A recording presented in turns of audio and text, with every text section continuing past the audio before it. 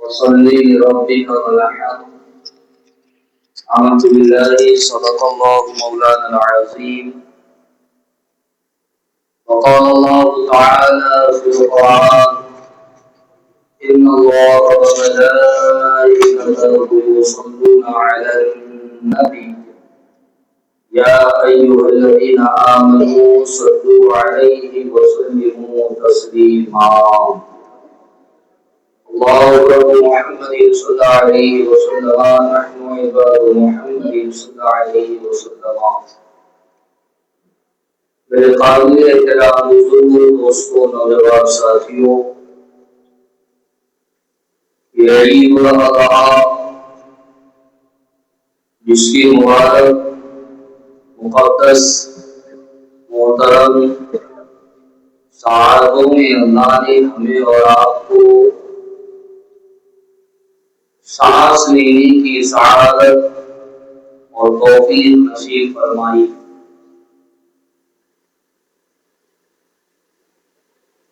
ساری دنیا اس بات سے واقف ہے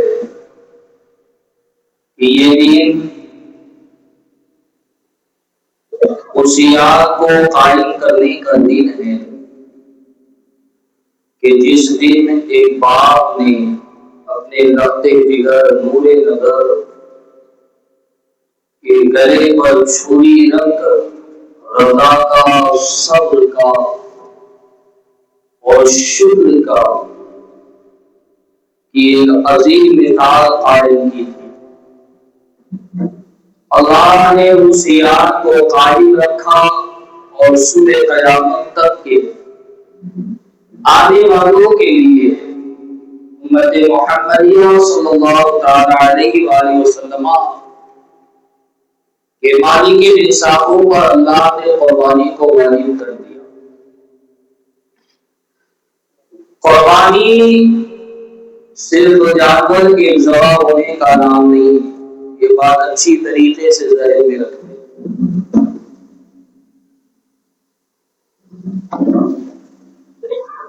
قربانی صرف جانور کے ذبح ہونے کا نام نہیں ہے،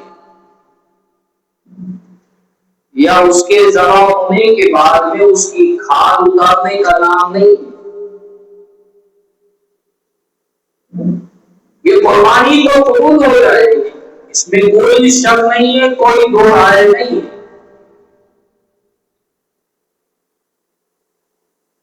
لیکن حقیقی معنوں میں، صحیح معنوں میں قربانی کیا ہے، یہ اہل نظر اور اہل دین سے آپ پوچھیں. وہ جانتے ہیں کہ قربانی صرف جانور کے ذبح ہونے کا نام نہیں ہے، قربانی صرف کھال کے اترنے کا نام نہیں ہے، قربانی صرف بوٹی کے الگ الگ ہونے کا نام نہیں ہے. قربانی اگر بندہ جانور کی کرتا ہے نا، تو ساتھ میں وہ اپنی انا کی بھی قربانی کرے. وقت ہے نہیں، ایک پیغام آپ کو چھوٹا سا دینا چاہوں،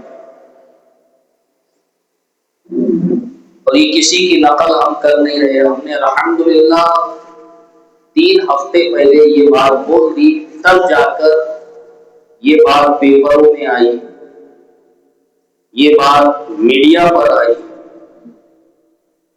پچھلے ہفتے ہی ہم نے بیان کیا، پھر کل ڈی ایس پی آفس میں وہی بات آئی.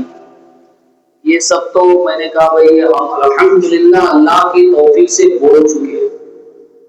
اب آپ ہم کو بتائیں گے، ہم تب بولیں گے. ہم فقیر لوگ ہیں صاحب، اور فقیروں کو فقیر ہی پہچانتا ہے، دنیا دار نہیں پہچانتا.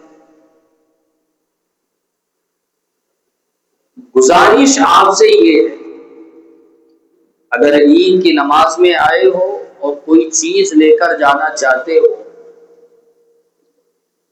تو ایک چیز آپ کو دیتا ہوں، حکمت عملی کا مظاہرہ کرتے رہو، حکمت عملی سے کام لینا سیکھو. سمجھ رہے؟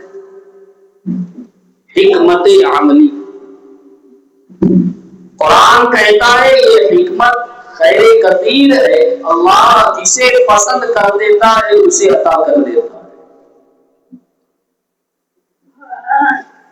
قربانی کتنے جانوروں کی ہوتی ہے؟ کتنے قسم کے جانور ہیں؟ اونٹ ہے، بھینس ہے، پاڑا ہے، بکرا ہے، بکری ہے، دمبا ہے، دمبی ہے، خسی، غیر خسی، سب کی قربانی جائز ہے. پھر ہماری قوم نے صرف ایک جانور کو کیوں پکڑا ہوا ہے؟ پچھلے ہفتے بھی کہا تھا یہ کسی کے خوف میں، کسی کے ڈر میں بیان نہیں کرتے، اور نہ کوئی سیاسی نیتا ہے. ایک چھوٹے موٹے دین کے خادم ہیں، لوگ اپنا رہنما جانتے ہیں، بس اسی کے مطابق جو چیز سمجھ میں آتی ہے بزرگوں کی دعاؤں سے وہ چیز آپ تک پہنچانے کی کوشش کرتے ہیں. اور یہ صرف بقرعید کا معاملہ نہیں، دیگر جو دن آتے ہیں نا، 355 دن، 57 دن، ان دنوں میں بھی ترک کرو. ملے تو سبحان اللہ، نہ ملے تو سبحان اللہ.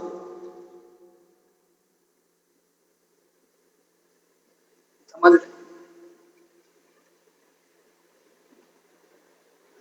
آئندہ سال دھیان میں رکھنا اس بات کو، قربانی کرنا ہے نا، قربانی کے علاوہ تو اور کوئی کام کرنا نہیں ہے. گوشت تو سال بھر الحمدللہ اللہ کے فضل سے کھاتے ہیں، اور کھلاتا ہے اور کھلاتا رہے گا. اس لیے کہ ہمارا عقیدہ ہے کھلانے والی مخلوق نہیں ہوتی، کھلانے والا خالق ہوتا ہے.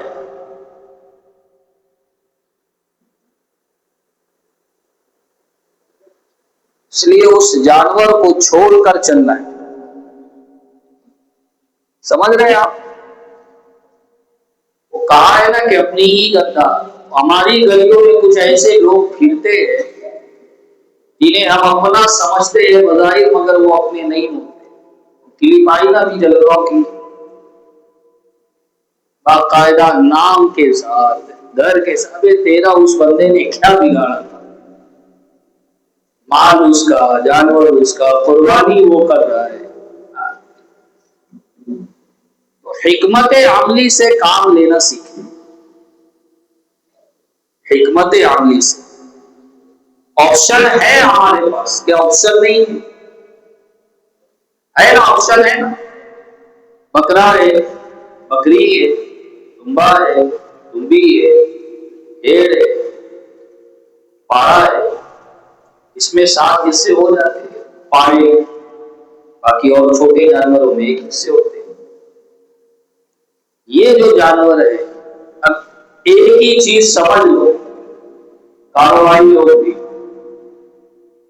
کسی غیر مسلم سے اگر آپ کی ملاقات ہو تو بس ایک ہی بات کہے کہ ہم خود بھی آپ کی مدد کریں گے، اس کو راست دیے فشو کوشید کرو، ہم خود بھی آپ کی مدد کریں گے. حکمت عملی سے کام ہے. بزرگوں نے حکمت عملی سکھائی ہے. اللہ ارشد القادری رحمت اللہ تعالی علیہ نے اٹلی میں ایک بہت بڑا گرجا گھر خریدا، عیسائیوں کا مندر، عیسائیوں کا گھر. وہ عیسائی نے ان سے پوچھا کہ مولانا تم داڑھی ہو، تم ٹوپی والے ہو، تم بتاؤ یہ کیوں لے رہے ہو؟ حضرت علامہ ارشد القادری رحمت اللہ تعالی علیہ نے اسے جواب دیا تھا، یہ بھی بتا سکتے تھے نا کہ ہم اسلام کا، سنیت کا یہاں کام کریں.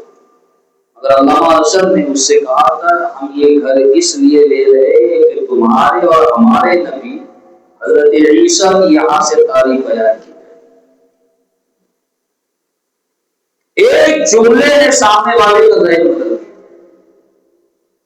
حکمت عملی سے کام لو، جذباتی مت بنو، اور ایک دوسرے کا سہارا بننے کی کوشش کرو۔ تمہارے آپسی اختلافات کیسے بھی ہو، بھائی بھائی کا سہارا بنے، پڑوسی پڑوسی کا سہارا بنے۔